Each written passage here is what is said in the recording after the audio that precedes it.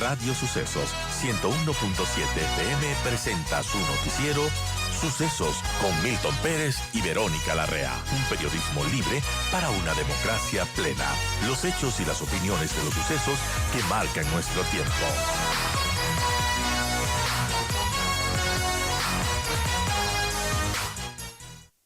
Bueno, este reglamento emitido por el presidente que se firmó el 1 de junio y está en vigencia, aclara esas dudas que como menciona el Ejecutivo, estaban en la ley.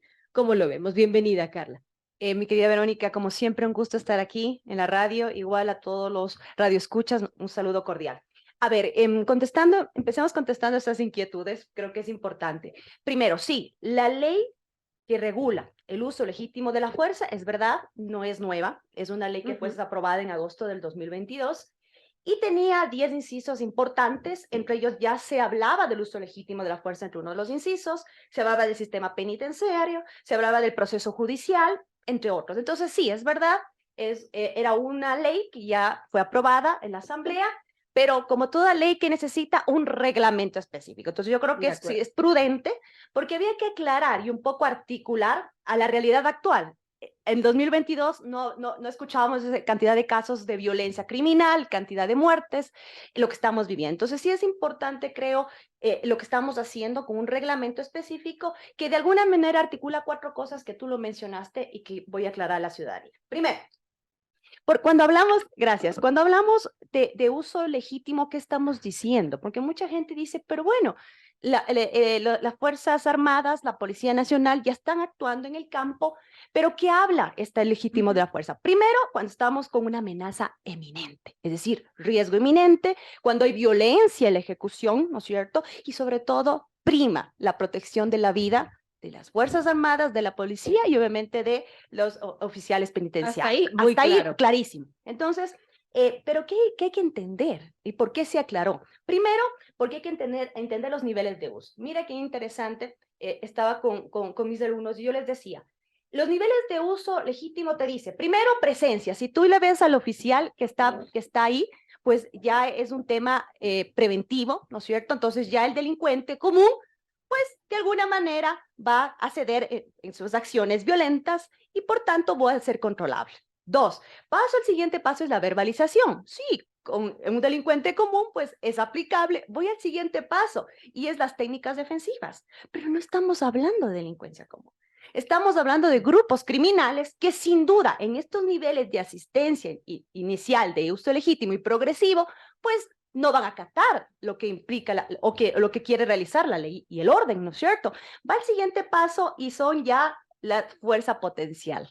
Entonces ya tengo que actuar. Y es por eso que yo creo que claramente en el reglamento se están poniendo 4 puntos que tú comentaste. Primero, permiso y porte. ¿Por qué? Porque recuerda que hubo un decreto, que fue el decreto 701, si no me equivoco, correcto, en donde ya se hablaba del porte y se incluía servidores pasivos y activos. Entonces hay que normalizar y dice claramente el reglamento actual para que pueda los servidores públicos actuar y estar autorizados y habilitados para la tenencia. Punto aclarado y es correcto, porque había un decreto que nos puso también a los servidores en servicio pasivo. 2, se hablaba con claridad la materialización del acto ilícito, lo que yo te decía, es decir, ante un acto ilícito donde hay una amenaza o peligro inminente, ojo, donde hay resistencia violenta, no estamos hablando, porque mucha gente nos hablaba, estaba en otros medios, decía, marchas, por ejemplo, marchas pacíficas, entonces estamos en peligro que haya afectación a ciudad. No, señores, esto es porque hay violencia, ¿no es cierto? Hay actos ilícitos, hay acciones contundentes, agresivas contra la fuerza. Entonces, es importante ahí el tema del reglamento y te lo aclara. En un inciso dice materialización del acto ilícito. Repito, amenaza o peligro inminente, resistencia violenta, porque un grupo criminal no va a esperar la verbalización, no va a esperar la presencia de las fuerzas del orden. Entonces, claro, ahí sí necesito ¿qué? Fuerza intencional letal, fuerza potencial letal. ¿Qué quiere decir? Actuación. Y ahí viene el siguiente paso, y está clarísimo, legitimidad del uso. Digamos que en esta fuerza intencional letal, o fuerza, como yo decía, potencial letal, yo puedo afectar, causar lesiones o la muerte de un delincuente. Se puede dar, sí, señores, hay que hablar sin pelos en la lengua. Entonces, en ese momento, ¿qué actúa? ¿Y qué te dice este reglamento? Señores, no serán aprehendidos. estás protegiendo la fuerza del orden. Claro, porque Señores, muchos no actuarán por temor a eso, ¿no? y de hecho se daba, muchos no actuaban por el miedo de ser aprendidos, entonces hay un derecho a la presunción de inocencia, y tú lo dijiste, hasta que hay una sentencia ejecutoriada, me parece correcto. Dos, no ser separados. Respetemos los derechos laborales de quien nos está defendiendo, ¿no es cierto? Entonces, un segundo blindaje, y un tercero, que es importante, le da la facultad y también le protege a la parte judicial, porque ya te permite estructurar un buen proceso de análisis, no ser aprendido, en este caso el oficial, sea policía, sea Fuerza Armada, y un patrocinio legal. Creo que es interesante esta parte porque no se lo habla en la ley es muy general. Entonces podríamos decir que a su criterio Carla cumple con esta situación de aclarar disposiciones confusas de la Totalmente de ley. acuerdo, totalmente de acuerdo. Quizá ya en la práctica hay que entender, hay que capacitar a las fuerzas del orden en los derechos humanos, en la atención de lo que son los principios de uso de la fuerza, porque hay que tener legalidad, necesidad, proporcionalidad, precaución y rendición de cuentas. Es decir, claro, yo creo que todo es medido, pero sin embargo, en la actualidad, mi querida Verónica, en lo que estamos viviendo, recién hubo casos de muertes, entonces yo creo que sí, este reglamento lo que pretende es blindar a la fuerza del orden para que pueda ejecutar a todo nivel, porque así tiene que ser con mano dura, con fuerza, obviamente el trabajo frente a lo que estamos viviendo, y sin duda da una protección adicional a los jueces y fiscales para que puedan actuar. Ya está la pelota en los jueces y fiscales. Yo creo que es el siguiente paso, un buen trabajo, ¿no es cierto? Se está hablando mucho de los jueces sin rostro, hay que tener mucho cuidado porque son cositas que hay que revisarlo a nivel de la Constitución.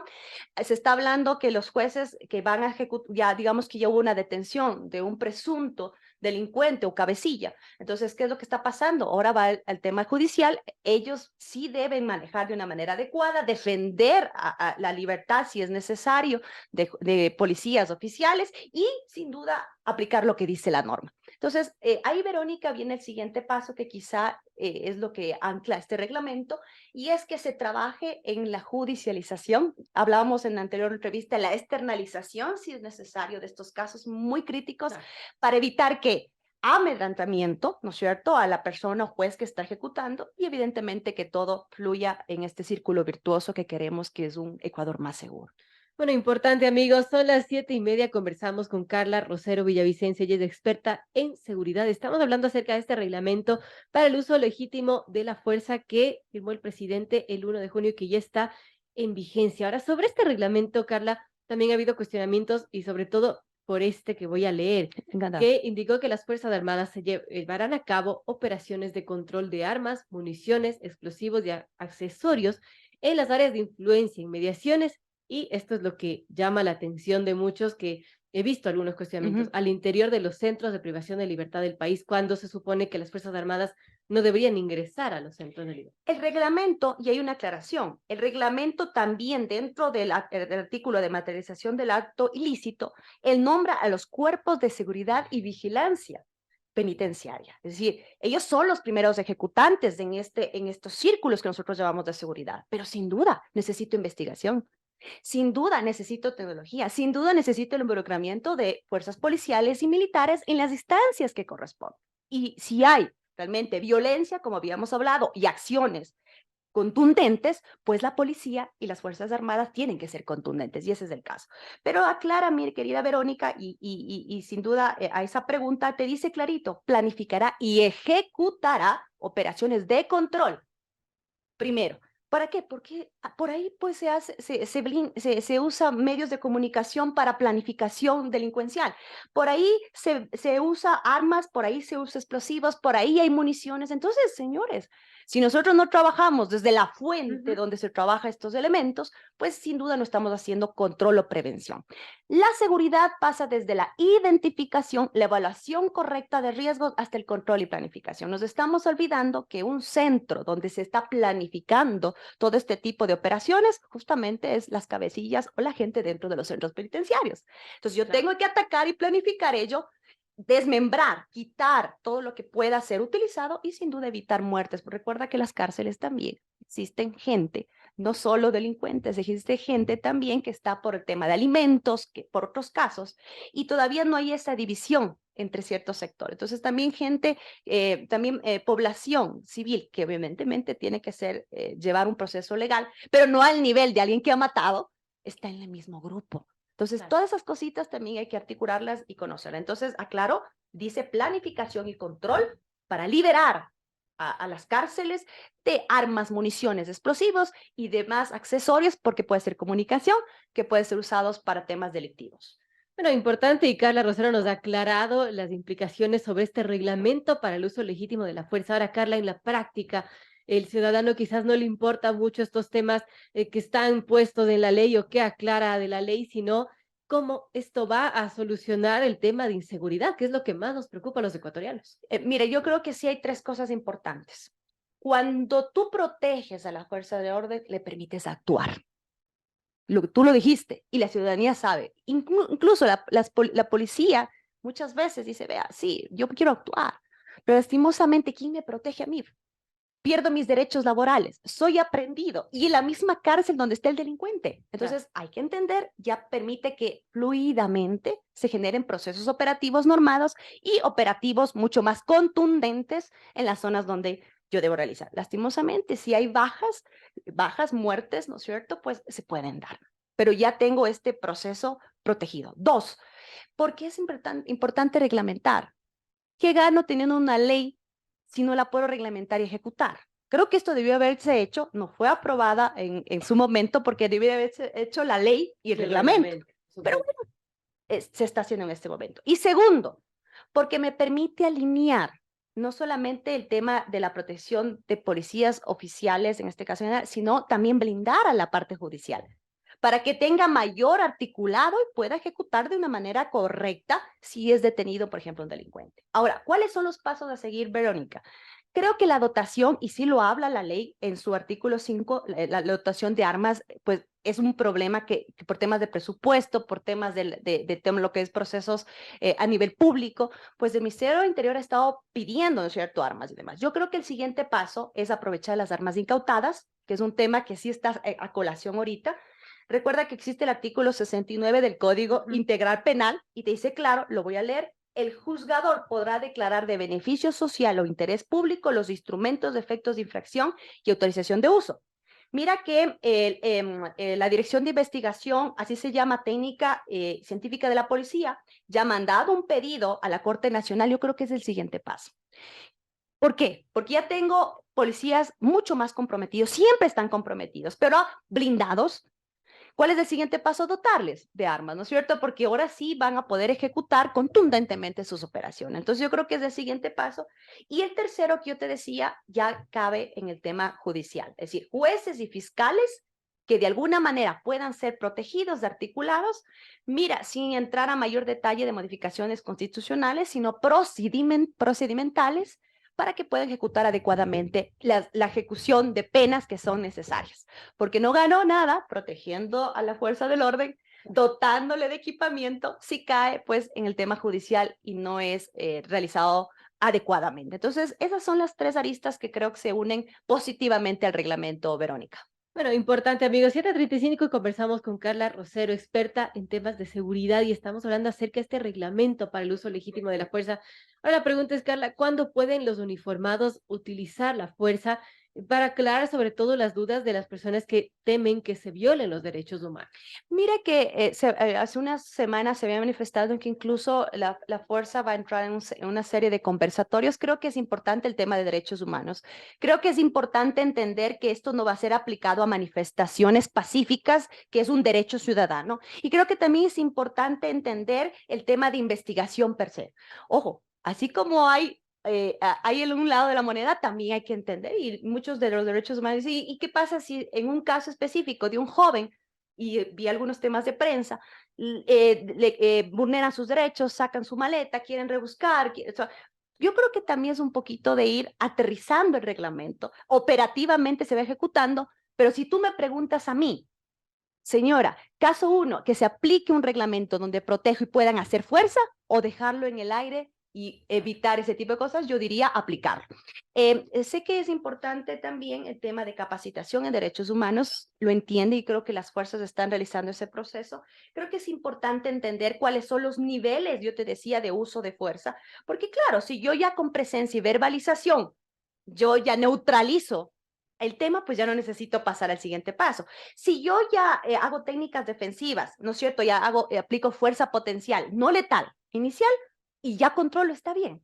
Pero mi querida Verónica, estamos hablando de grupos organizados, criminales, con un armamento que ni siquiera nuestros oficiales muchas veces lo tienen. ¿Te das cuenta? Entonces, no podemos dejar en unas instancias menores de aplicación del uso progresivo de la fuerza, sino se tiene que llegar hasta el última aplicación para que nuestro país vuelva a tener paz. Y dos, hay principios de aplicación. Hay principios, y sobre estos principios sí es importante, y tú lo leíste, habrá sentencias ejecutoriadas, y obviamente para determinar si hubo uso legítimo o arbitrario de la fuerza. Eso es correcto, eso está bien. Pero ya no en las instancias de aprender al policía o al oficial, no en la instancia de que pierdan sus derechos y no en la instancia de que pues, no puedan ser defendidos. Entonces creo que sí, generará dudas hasta que pueda ser aplicado, a que pueda ser procedimentalmente ejecutado. Sin embargo, hay principios fundamentales que nosotros en seguridad los manejamos y que deben ser respetados, definitivamente. Bueno, creo que quedó bastante claro sobre la explicación que nos dio Carla Rosero sobre este reglamento para el uso legítimo de la fuerza y bueno, que ya está en vigencia, así que señora. esperemos que esto se cumpla con la ley y también que el ciudadano se sienta protegido, que es lo más importante. Incluso el secretario Warner Bravo, en una entrevista que le hicieron, decía, es importante que la ciudadanía conozca. Si bien ciertos son temas que son de poco interés, créeme que en la realidad son necesarios, para que también la ciudadanía entienda cuál es la dimensión del reglamento, hasta dónde puede ser ejecutado y sobre todo por qué es ejecutado. Yo creo que es importante que nos vayamos enterando porque la seguridad viene a ser hoy por hoy la necesidad primordial de absolutamente creo que todos los ciudadanos. Y mira, las encuestas dicen que Las el encuestas lo principal mueven. problema que ahorita les Así es. preocupa a los ecuatorianos es la seguridad. Así Así que, es. bueno, importante aclarar estos temas. Gracias a Carla Rosero Villavicencio, experta en seguridad, por estar con nosotros en los micrófonos de Radio Sucesos. No, gracias a ti. Yo felicito a Radio Sucesos, a ti, Verónica, porque creo que son temas trascendentes. Tú acabas de decir la necesidad y preocupación principal de la ciudadanía, incluso para que ejes sociales, ejes económicos caminen, es que vivamos seguros. Yo creo que este reglamento sí nos va a ayudar, pero faltan muchos hitos más.